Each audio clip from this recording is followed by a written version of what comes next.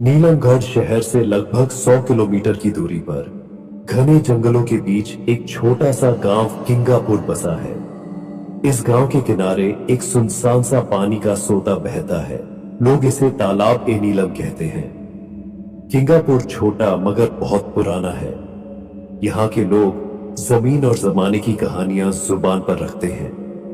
जैसे ही शाम ढलती है, गांव के बुजुर्ग उसी पुराने पीपल के पेड़ के नीचे जमा हो जाते हैं। हल्की सी रोशनी की परछाइयों में वे पुरानी कहानियां सुनाते हैं, जिनमें हंसी कम और डर ज्यादा होता है। कहते हैं, जब अंधेरा गहरा कर चारों ओर फैल जाता है, तो वह पेड़ अपनी खामोश जबान में सरगोशियां करने लगता है, और जो व्यक्ति उस वक्त उसके नीचे फंस जाए, शायद वह कभी पहले जैसा वापस न लौटे। अरे हरिया, क्या तुम्हें लगता है कि रामलोचन चाचा आज भी आएंगे? पिछली बार तो हम सारी रात बैठे रहे थे, मगर वो दिखाई ही नहीं दिए थे। हाँ, मगर याद रखो, वो जब भी आता है बिना कोई राज खोले नहीं जाता। मैंने अपनी पूरी जिंदगी में ऐसा आदमी नहीं देखा। लेकिन अगर वो अब कभी न आए तो ये पेड़, ये कहानियां, सब कुछ बस पुरानी यादों में रह जाएगा। उनकी बातों के दौरान पेड़ की शाखाएं अचानक जोर से हिल उठी। हवा बिल्कुल बंद थी, मगर पत्तों के रगड़ने की डरावनी आवाज गूंज गई। तीनों बुजुर्ग एक पल के लिए चुप हो गए। उसी सन्नाटे के बीच दूर से एक साया उभरा, लंबा सा साया जो धीरे धीरे उनकी तरफ बढ़ रहा था।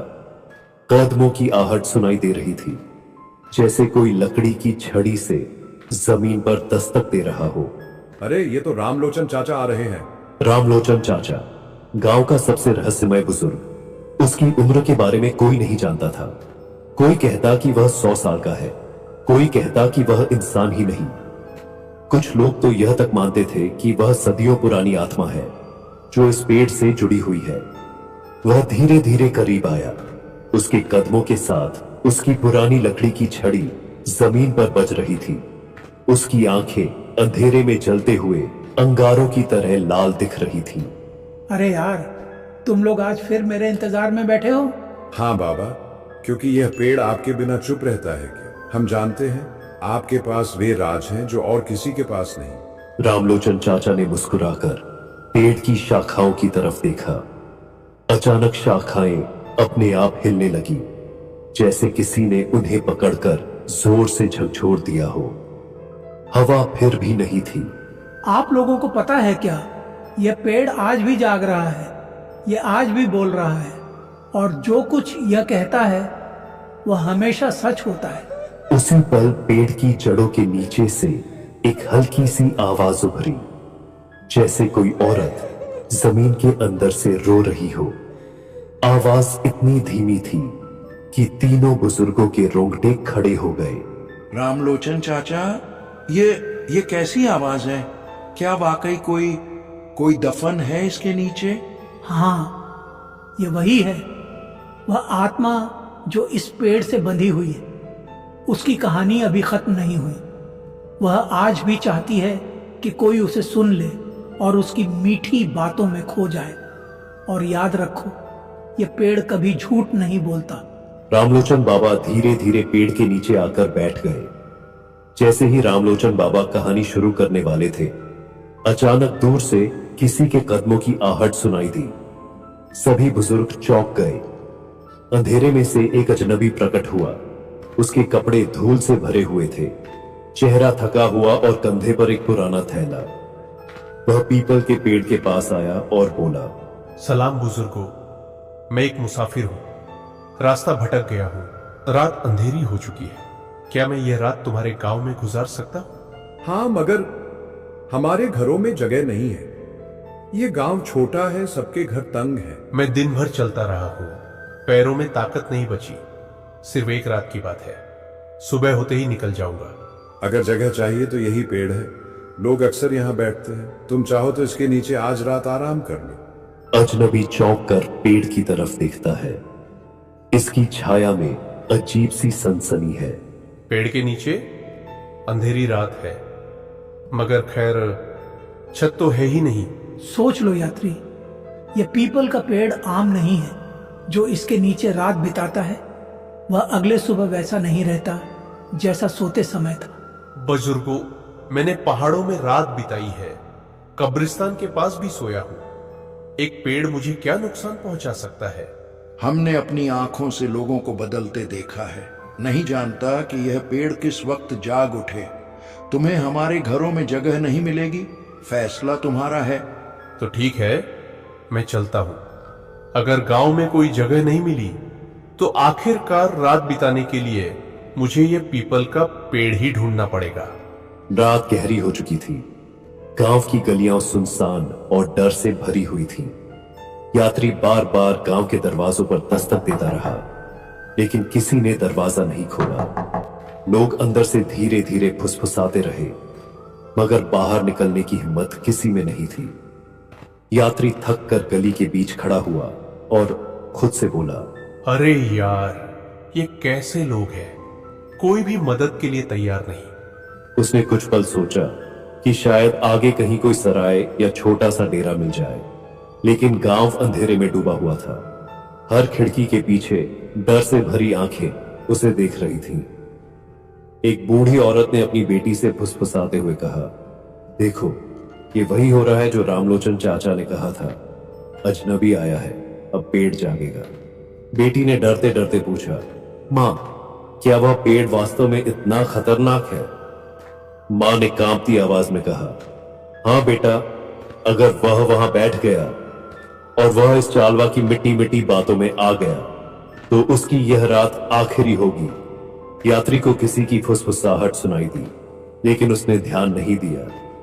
वह थका हारा गांव के किनारे की ओर बढ़ा और आखिरकार उसी पीपल के पेड़ के नीचे पहुंच गया। वह पेड़ बहुत पुराना और ऊंचा था। इसकी शाखाएं हवा में हिल रही थीं और जड़ें जमीन से बाहर निकलकर सांप की तरह फैल गई थीं। चांदनी उन जड़ों पर पड़ रही थी जैसे कोई पुरानी हड्डियां चमक रही हो। चलो यार, एक रात की ही तो बात है। सुबह होते ही मैं यहां से निकल जाऊंगा। ये सब गांव वालों की झूठी बनाई हुई कहानियां हैं, सच थोड़ी है। लेकिन जैसे ही वह थोड़ा शांत हुआ, अचानक हवा का झोंका आया और पेड़ की शाखाएं जोर से हिलने लगी। पक्षियों का झुंड अचानक उड़ गया, जैसे किसी ने उनके घोंसले को हिला दिया हो। फिर वही पल आया। पेड़ की जड़ों के नीचे से एक धीमी मगर मोहक महिला की आवाज उठी, यात्री, तुम यहाँ आए हो। तुम अकेले हो और मैं तुम्हारे करीब आना चाहती हूँ। मेरी बहुत मन कर रही है। यात्री चौंक गया। उसकी आंखें फटी की फटी रह गई। उसने ध्यान से सुना तो आवाज और साफ सुनाई दी। उसका दिल डर और जिज्ञासा से कांपने लगा। ये किसकी आवाज है? यहां तो कोई औरत है ही नहीं। उसने उठकर चारों तरफ देखा। चारों ओर सन्नाटा और अंधेरा था, लेकिन आवाज फिर गूंजी। मैं तुम्हें देख रही हूँ, तुम्हारी थकान और तन्हाई महसूस कर रही हूँ। क्यों ना तुम मेरा सहारा ले लो। यात्री का शरीर पसीने से भीग गया। वह जानता था कि यह आम बात नहीं है, लेकिन उसके दिल में एक अनोखी आकर्षण पैदा हो गई, जैसे आवाज उसके दिल पर असर डाल रही हो। तुम कौन हो और कहां हो? सामने आओ। इस बार आवाज और करीब से सुनाई दी, जैसे जमीन के अंदर से कोई बोल रहा हो। अगर तुम मुझे देखना चाहते हो तो मेरी तरफ झुक कर देखो, जड़ों के बीच, और मैं जो कह रही हूं वही सच है। अभी तुम बस यह मंत्र पढ़ो और मैं तुम्हारे सामने आ जाऊंगी। यात्री झुक गया। जड़ों के बीच जमीन में हल्की सी दरार थी। वहां से ठंडी हवा और धीमी सरसराहट निकल रही थी। अचानक उसे लगा जैसे कोई नरम हाथ उसके चेहरे को छूने की कोशिश कर रहा हो। वह पीछे हट गया और कांपती आवाज में बोला, यह सब मेरा वहम है। मुझे डरने की जरूरत नहीं। लेकिन तभी उस औरत की आवाज फिर से आई, मगर इस बार और भी मीठी थी। तुम डरते हो, मगर तुम जानते हो कि तुम मुझे चाहते हो। अगर तुम दम दरुद पढ़ोगे तो शायद मैं तुम्हारे सामने आ जाऊं। मगर अगर तुम मेरी बात सुनोगे तो हम दोनों हमेशा के लिए साथ रहेंगे। यात्री ने कांपते हुए हाथ जोड़े और मंत्र पढ़ना शुरू कर दिया। उसके शब्द हवा में घुल गए। एक पल को ऐसा लगा कि आवाज गायब हो गई है, लेकिन अगले ही पल जड़ों के बीच से एक काला धुंध निकलने लगा।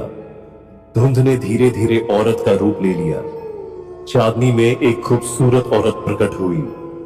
उसके बाल कमर तक लहरा रहे थे, आंखें चमक रही थीं और होठों पर एक अजीब सी मुस्कान थी। मैं तुम्हें आजाद कर रही हूं। तुमने मुझे सदियों बाद जगाया है यात्री।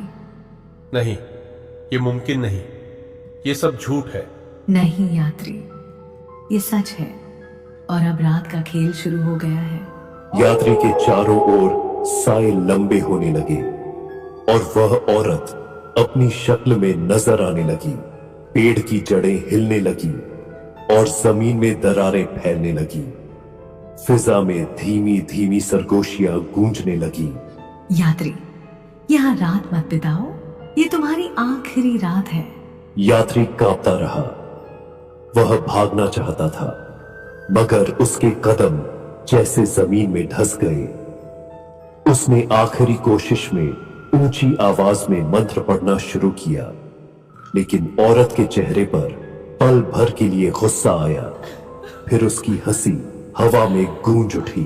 यात्री, अब तुम न भाग सकते हो और न ही बच सकते हो। यात्री की चीखें गांव में गूंज रही थीं। गांव वालों ने सुना कि एक यात्री चीख रहा है। पीपल के पेड़ की जड़ें सांप की तरह उसके शरीर के चारों ओर लिपट गईं। वह औरत जो असल में चला आवा थी, अब पूरी तरह आजाद हो चुकी थी। सुबह होते ही गांव वाले पेड़ के पास आए। जमीन पर यात्री का थैला और जूते पड़े थे, लेकिन यात्री खुद गायब था। मैंने कहा था, जो इस औरत की आवाज के जादू में आ जाए वो जिंदा वापस नहीं आता। गांव के लोग डर के मारे एक दूसरे को देखने लगे। किसी में इतनी हिम्मत नहीं थी कि वह पेड़ के पास जाए। दोस्तों, यह कहानी वही थी जो सदियों से इस गांव के लोग सुनाते आए हैं। कहा जाता है कि अगर कोई अजनबी इस पीपल के पेड़ के नीचे रात बिताए और उस औरत की बातों में आ जाए तो फिर उसकी सुबह कभी नहीं होती। अगर आपके गांव में भी कोई ऐसा पेड़, कोई ऐसा खंडहर या ऐसी जगह है तो याद रखिए विख्यात वहां रात मत बिताइए, क्योंकि कौन जानता है कि आवाज जो आपको बुलाती है वह इंसान की है या